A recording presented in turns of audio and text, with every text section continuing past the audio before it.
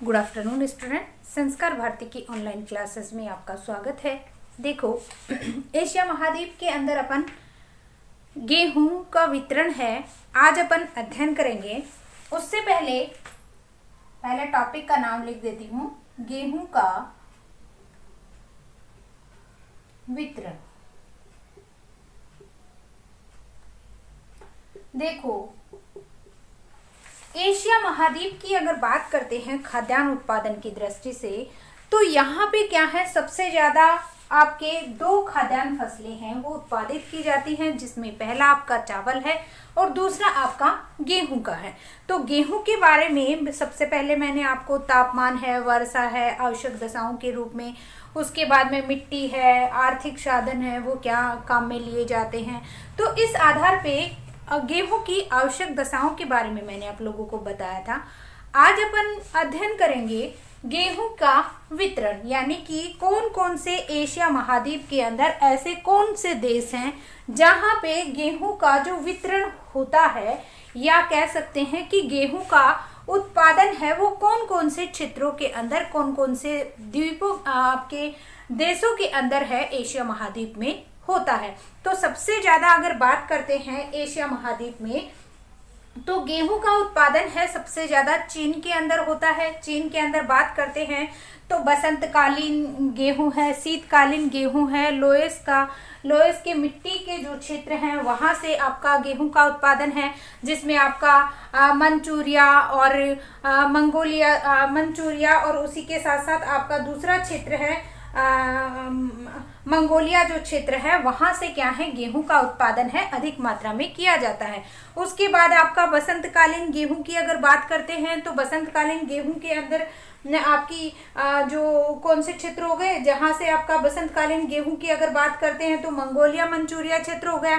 शीतकालीन गेहूं की अगर बात करते हैं तो शीतकालीन गेहूं के अंदर आपकी हांगो जो नदी प्रवाहित होती है, उन क्षेत्रों से आपका क्या है, गेहूं का उत्पादन होता है। और लोएस क्षेत्र की अगर बात करते हैं तो यहाँ पे भी क्या है, शीतकालीन गेहूं का उत्पादन किया जाता है, क्योंकि इन क्षेत्रों के अंदर गेहूं के लिए आवश्यक दशाएं हैं देखने को मिलती हैं, जिसके कारण आपका चीन जो देश है एशिया महाद्वीप में सबसे ज्यादा गेहूं का उत्पादन है करता है। दूसरे स्थान पे आता है आपका भारत।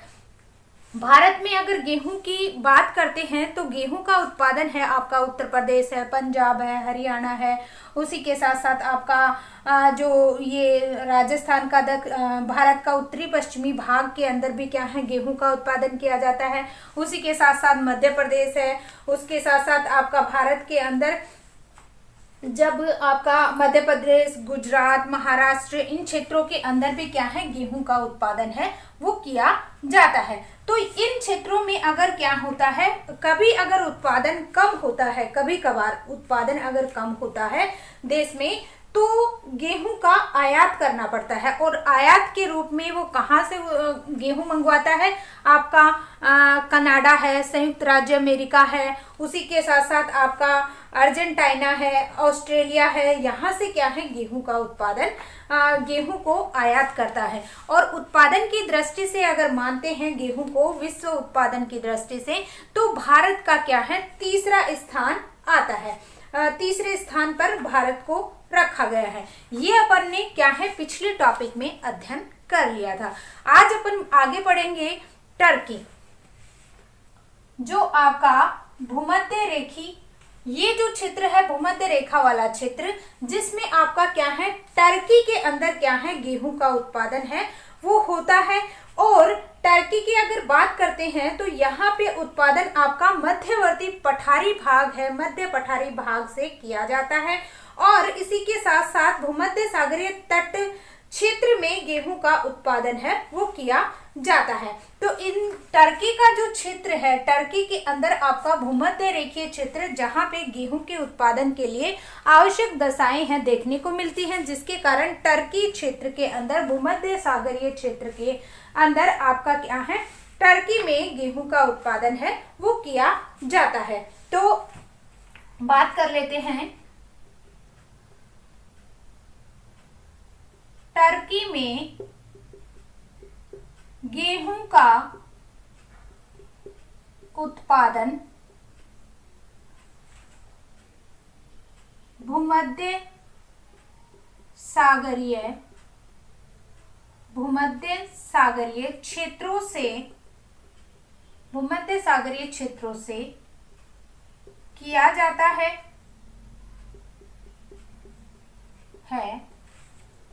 टर्की के मध्य पठारी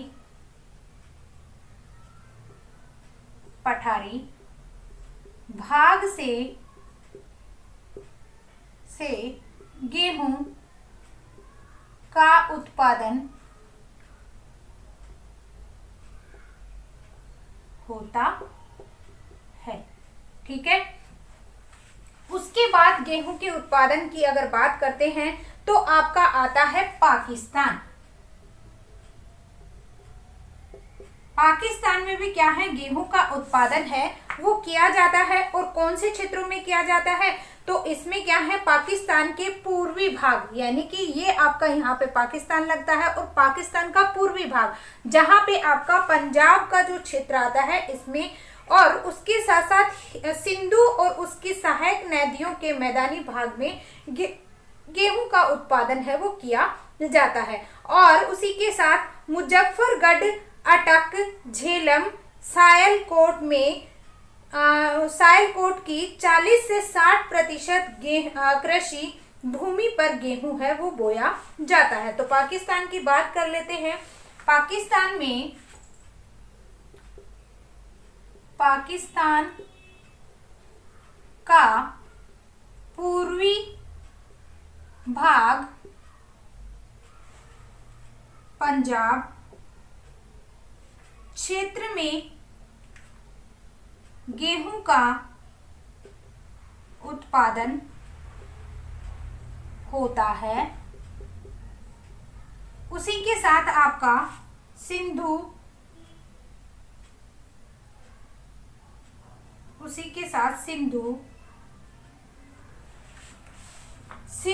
और उसकी सहायक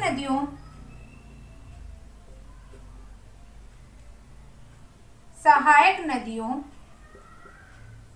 के मैदानी भाग में गेहूं की कृषि की जाती है। और उसी के साथ साथ इसमें क्या है, आपके पाकिस्तान के अंदर देखा जाए तो झेलम, अटक,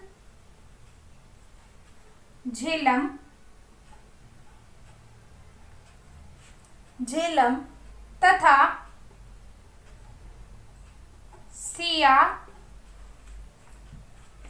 सियालकोट से 40 से 60%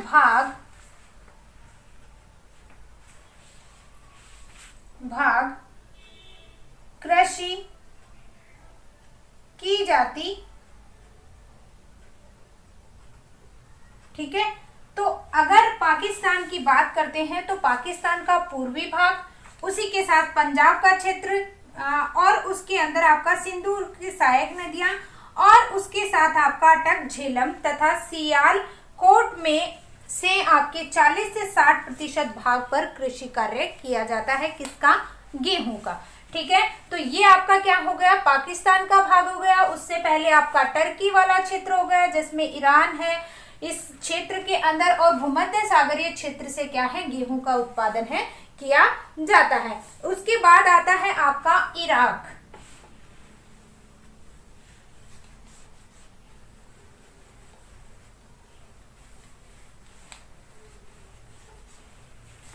उसके बाद बात करते हैं इराक। इराक में भी क्या है, आपका गेहूं का उत्पादन है वो किया जाता है। इराक की जलवायु गेहूं के लिए क्या है, बहुत उपयोगी है। यहाँ क्या है, आपकी दजला फरात जो नदियां प्रवाहित होती हैं वहां पे गेहूं की कृषि है वो की जाती है और प्रति हेक्टेयर उत्पादन यहाँ क्या होता है, कम होता है। तो इराक में दजला फरात नदियों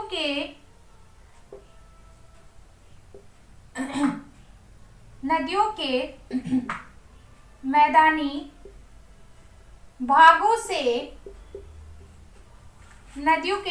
भागों से गेहूं का उत्पादन होता है। उसी के साथ साथ अगर गेहूं के उत्पादन की बात करते हैं तो यहाँ पे गेहूं की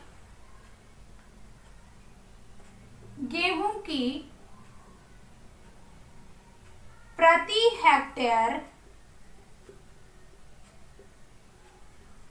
हेक्टेयर उत्पादन कम होता है।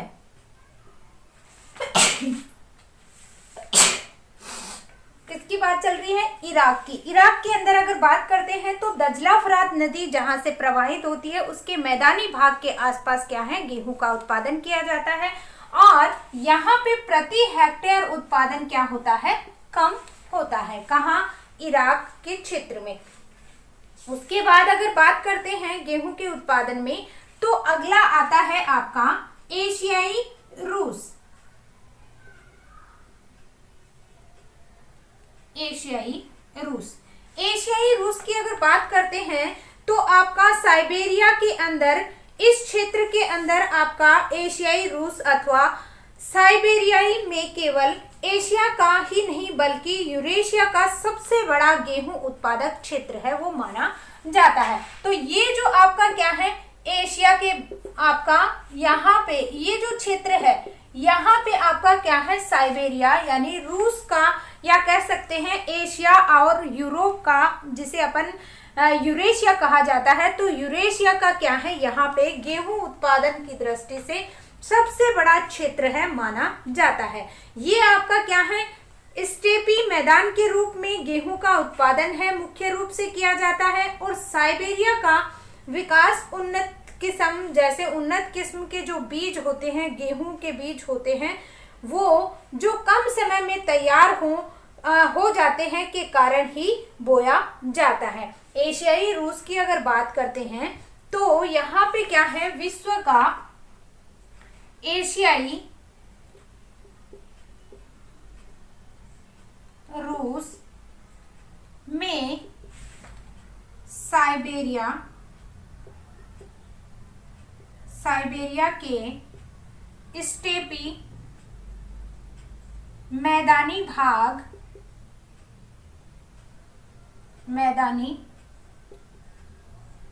भाग में गेहूं यूरेशिया का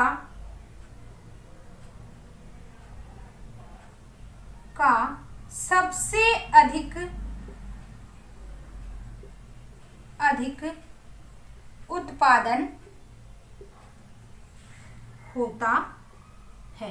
यानी कि आपके एशिया और रूस की अगर बात करते हैं तो साइबेरिया का जो क्षेत्र है यहाँ पे क्या है, गेहूं का उत्पादन सबसे ज्यादा देखने को मिलता है।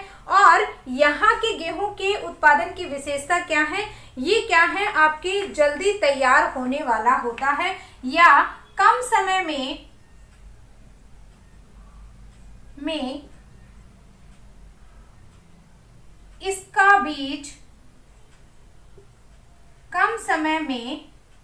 इसका बीज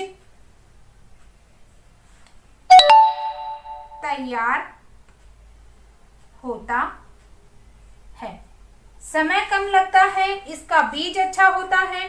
कौन से क्षेत्र में? एशियाई रूस में। सबसे ज्यादा अगर बात करते हैं तो एशियाई रूस या साइबेरिया के क्षेत्र के अंदर गेहूं का उत्पादन है सबसे ज्यादा देखने को मिलता है। तो अब अपन बात कर लेते हैं मानचित्र के आधार पे या मानचित्र के द्वारा गेहूं का, एशिया में गेहूं का वितरण।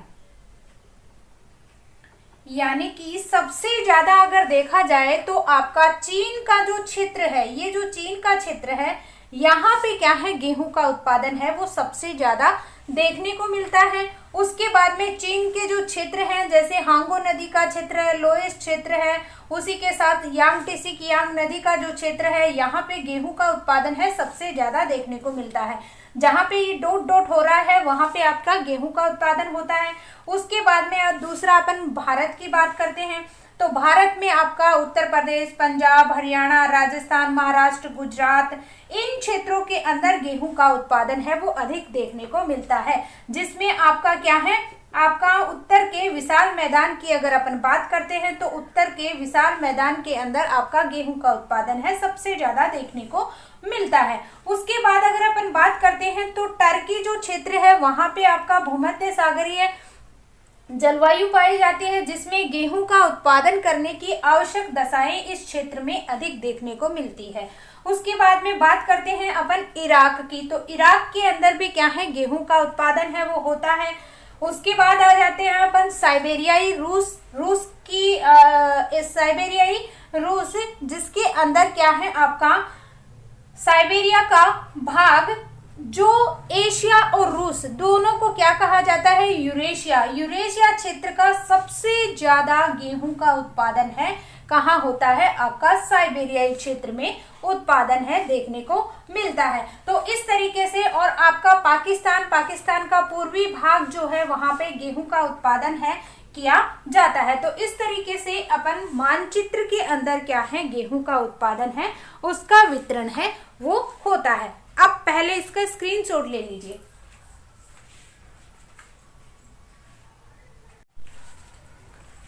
अब अपन क्या है, सबसे ज्यादा अपन ने जो उत्पादन है वो देख लिया, साइबेरियाई रूस के अंदर देखने को मिलता है।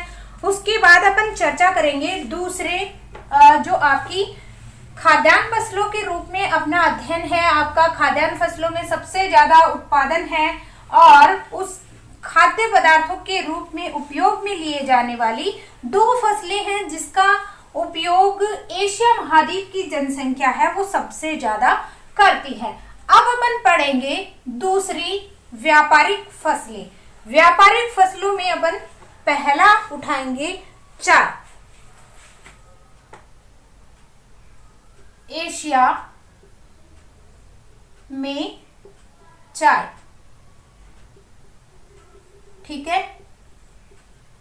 एशिया में चाय का उत्पादन है वो अपन अध्ययन करेंगे। चाय क्या है, किसके अंदर आती है, आपकी व्यापारिक फसलों के अंदर आती है। देखो व्यापारिक फसलों की अगर बात करते हैं तो सबसे पहले ये देखो कि व्यापारिक फसलें हैं वो किस रूप में देखी जाती हैं। देखो अंतर्राष्ट्रीय व्यापार के विस्तार के साथ साथ व्यापारिक कृषि का प्रचार भी एशिया महाद्वीप में बड़े पैमाने पर होता है। एशिया में व्यापारिक कृषि मुख्यतः विदेशी मुद्रा प्राप्त करने के लिए की जाती है। जो भी आपकी व्यापारिक फसलें हैं उसका जो अंतरराष्ट्रीय व्यापार जब किया जाता है तो क्या है, आपकी मुद्रा प्राप्ति के लिए, पैसों की प्राप्ति के लिए क्या किया जाता है, आपका जो फसलें होती हैं उनका क्या किया जाता है, निर्यात किया जाता है विदेशी मुद्रा प्राप्त करने के लिए। यदि एशिया महाद्वीप में यहाँ की कुल कृषि भूमि की 25% भाग पर व्यापारिक फसलों का उत्पादन है किया जाता है। टोटल अगर एशिया महाद्वीप की संपूर्ण 100% जब भूमि होती है उसका 25% भाग है किसका उत्पादन किया जाता है, 25% पे व्यापारिक फसलों का। और व्यापारिक फसलें होती क्या है, विदेशी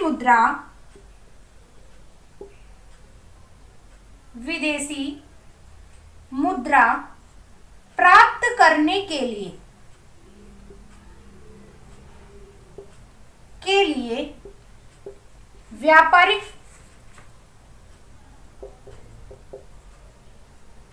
विदेशी मुद्रा प्राप्त करने के लिए व्यापारिक फसलों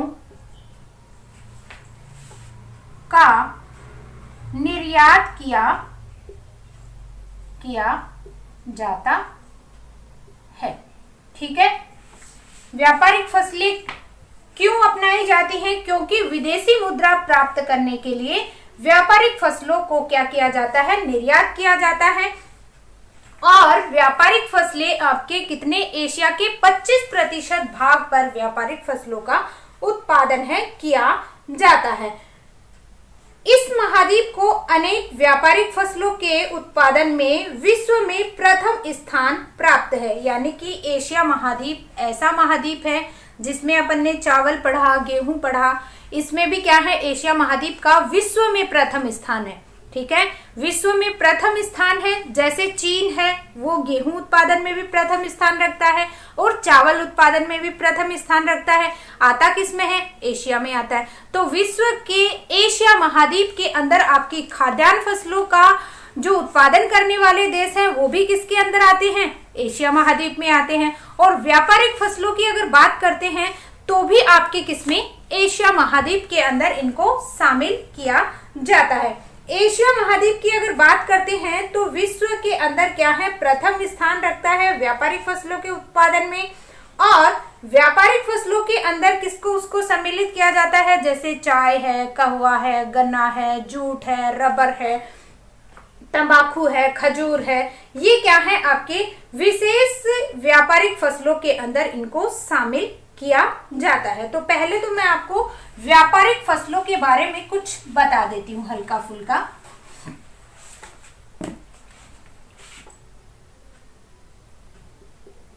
व्यापारिक फसलें,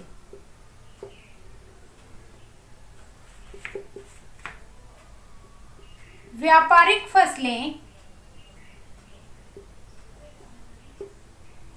एशिया महाद्वीप के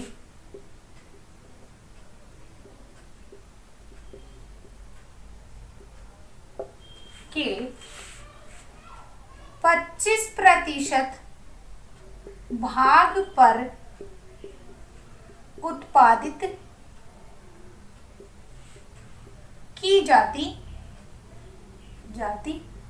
है। अब व्यापारिक फसलों के बारे में देखो क्या है। व्यापारिक फसलों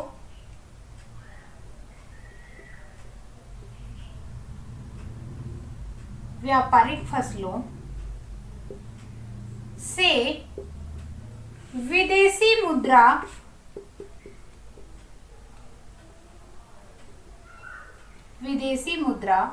प्राप्त की जाती है।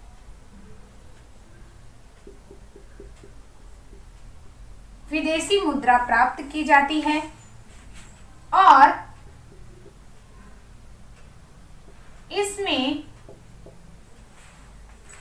विदेशी मुद्रा प्राप्त की जाती है और उसी के साथ साथ क्या है? एशिया महाद्वीप क्या है? इसमें एशिया महाद्वीप विश्व में प्रथम स्थान रखता है। और उसी के साथ साथ अगर बात करते हैं व्यापारिक फसलों की, तो व्यापारिक फसलों में क्या क्या आता है?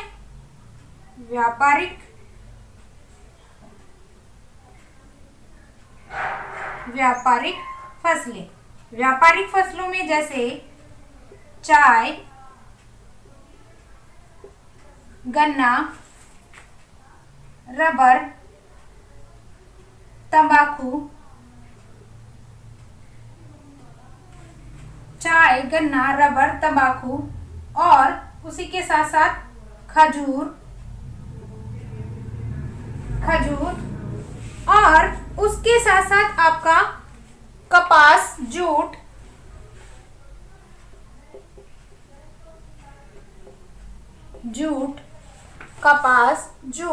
और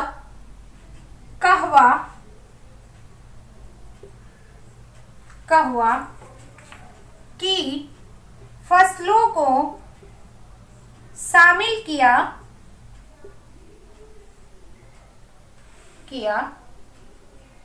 जाता है। ठीक है, तो ये आपकी क्या है, नॉर्मली आपसे कोई पूछे कि विदेशी मुद्रा क्या है, सॉरी व्यापारिक फसलें क्या है, तो क्या कहोगे, विदेशी मुद्रा को प्राप्त करने के लिए क्या किया जाता है, आपकी व्यापारिक फसलों का क्या किया जाता है, निर्यात किया जाता है। और उसी के साथ साथ व्यापारिक फसलें हैं वो कौन कौन सी हैं आपकी, चाय, गन्ना, रबर, तंबाकू, खजूर, कपास, जूट, कहुआ, ये क्या है, व्यापारिक फसलों में शामिल की जाती हैं। और आपका एशिया महाद्वीप एक ऐसा महाद्वीप है जिसके अंदर आपका सबसे ज्यादा व्यापारिक फसलों का उत्पादन है किया जाता है, जिसके कारण एशिया महाद्वीप को प्रथम स्थान पे रखा गया है। स्क्रीनशॉट ले लीजिए इसका। उसके बाद आता है अपना चाय के लिए व्यापारिक, जैसे चाय, सबसे पहले अपन पढ़ेंगे चाय के बारे में।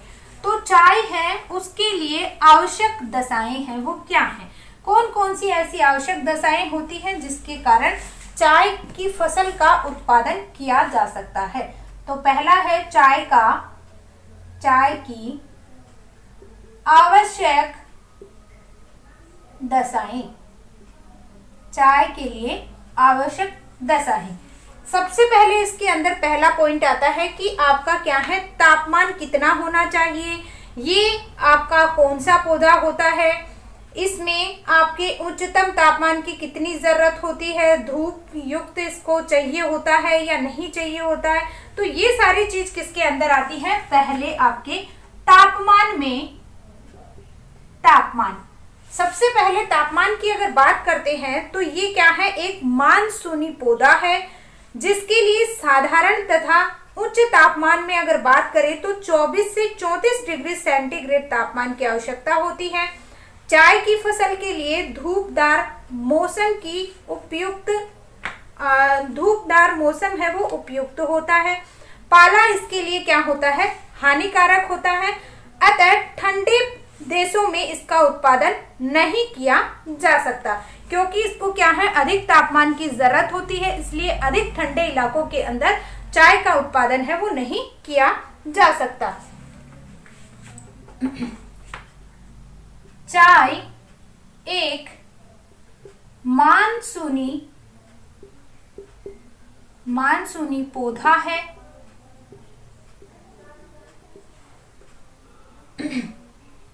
चाय के लिए अधिकतम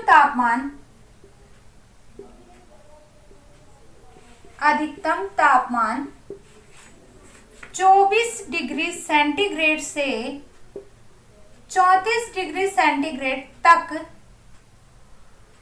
चाहिए और यह अधिक ठंडे इलाकों में नहीं उत्पादित किया जा सकता है।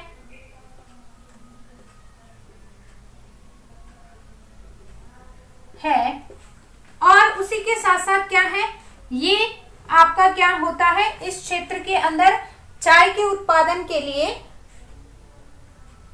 पाला इसके लिए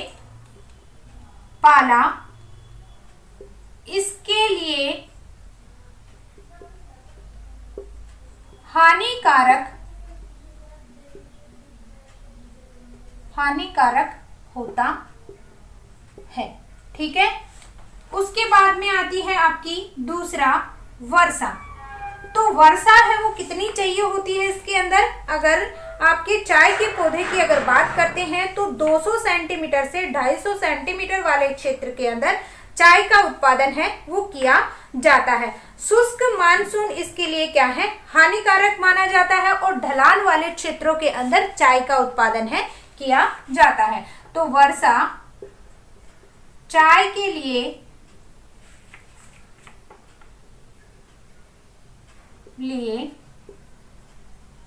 200 सेंटीमीटर से 250 सेंटीमीटर तक होनी चाहिए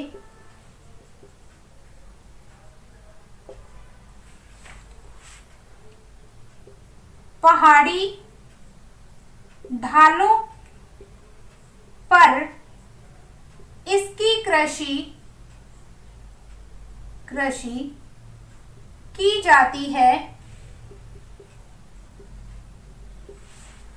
जाती है और इसी के साथ साथ पानी इसकी जड़ों को क्या कर देता है, पानी ठहरना नहीं चाहिए, शुष्क मानसून हानिकारक होता है, पानी इसकी जड़ों में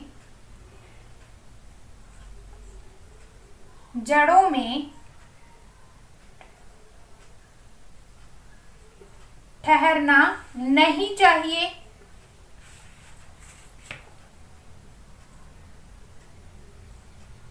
क्योंकि ये जड़ों को नष्ट कर देता है, जड़ों को नष्ट कर देता है। इसलिए क्या है, पहाड़ी ढालों पर इसकी कृषि की जाती है। स्क्रीनशॉट ले लीजिए पहले। उसके बाद अपन बात करते हैं तीसरा धरातल का। तो धरातल की अगर बात करते हैं तो चाय की कृषि के लिए 1000 से 1800 मीटर के बीच में साधारण पहाड़ी ढाल का क्षेत्र है वो अधिक महत्वपूर्ण माना जाता है। तो बात करते हैं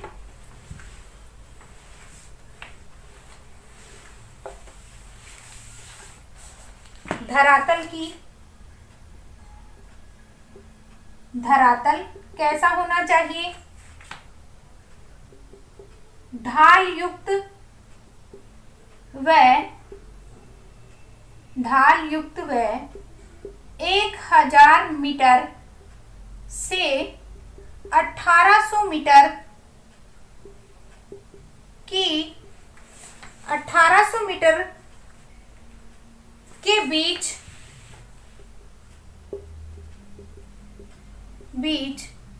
ऊंचाई।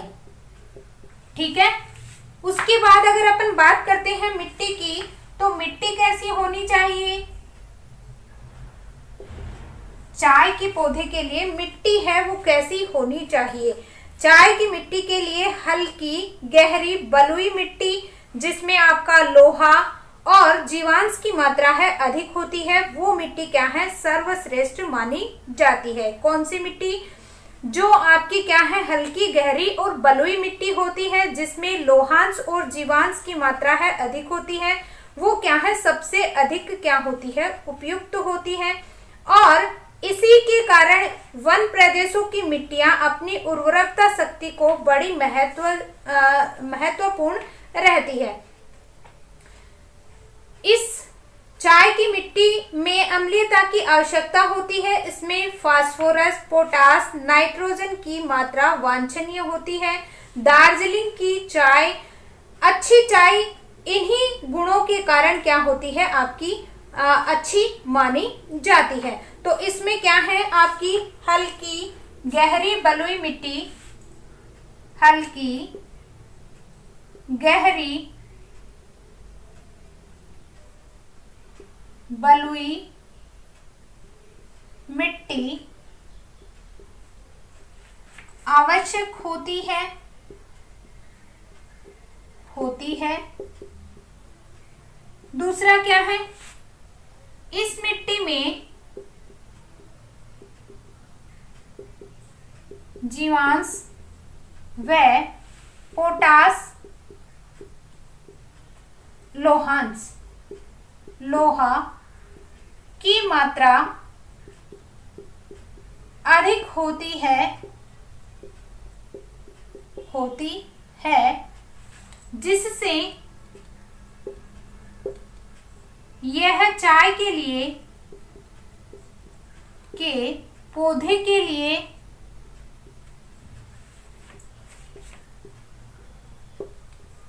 सर्वश्रेष्ठ होती है। और लास्ट है आपका श्रम, या कह सकते हैं श्रमिक, यानी कि श्रमिकों की आवश्यकता है वो देखो किस तरीके से चाहिए होती है। जैसे ही चाय की कृषि, चाय की खेती की जाती है तो उसमें सस्ते कुशल महिला श्रमिकों की आवश्यकता पड़ती है। इसकी खेती के लिए मशीन द्वारा भी की जाती है और चाय की पत्तियों को चुनने, गरम करके सुखाने, डिब्बों में भरने के लिए क्या है, सस्ते श्रमिकों की आवश्यकता है वो होती है।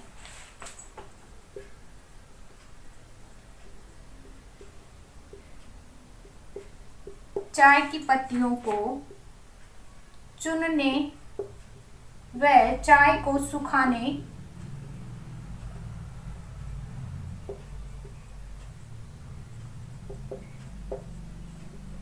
व डिब्बों में भरने के लिए सस्ते श्रमिकों की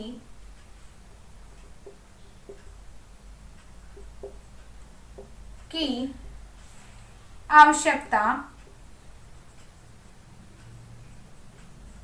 होती है। ठीक है, तो इस तरीके से क्या है, चाय के पौधे के लिए ये आवश्यक दशाएं होना जरूरी है। इसका स्क्रीनशॉट ले लीजिए। ठीक है, और इसके चाय की वितरण को या उत्पादन को अपन कल चर्चा करेंगे। आज के लिए बस इतना ही। धन्यवाद।